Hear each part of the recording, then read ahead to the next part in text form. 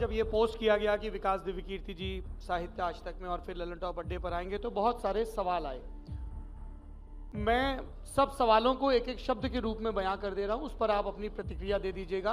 कुछ हालिया घटनाएं हैं, कुछ व्यक्ति हैं जो खबरों में रहे, और कुछ प्रवृत्तियां हैं जो हमेशा ही रहती हैं। सब लोगों ने पूछा कि विकास दिव्य कीर्ति जी से प्रेम पर आप जरूर पूछ लीजिएगा। उस तरह के सवाल भी आए कि गर्लफ्रेंड नहीं मान रही, बॉयफ्रेंड नहीं मान रहे, पापा नहीं मान रहे, मम्मी नहीं मान रही, कंफ्यूज हैं कि करियर पर फोकस करें कि प्रेम पर फोकस करें, आदि इत्यादि।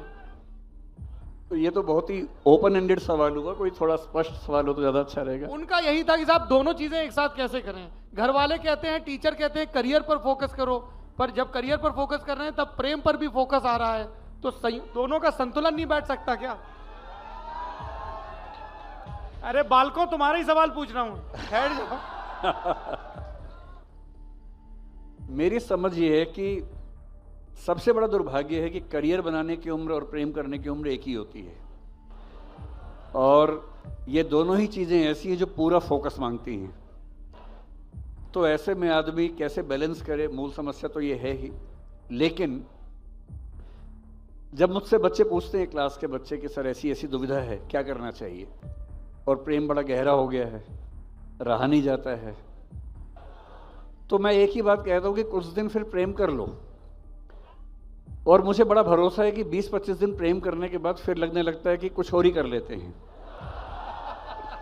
तो अगर प्रेम उछला है, अगर प्रेम केवल देह का है, अगर प्रेम केवल चेहरे की चमक देख के हुआ है, अगर प्रेम केवल अदाएं देख के हुआ है, अगर प्रेम केवल मेकअप के बाद के चेहरे से हुआ है, तो वो 20-25 दिन से ऊपर टिकेगा नहीं।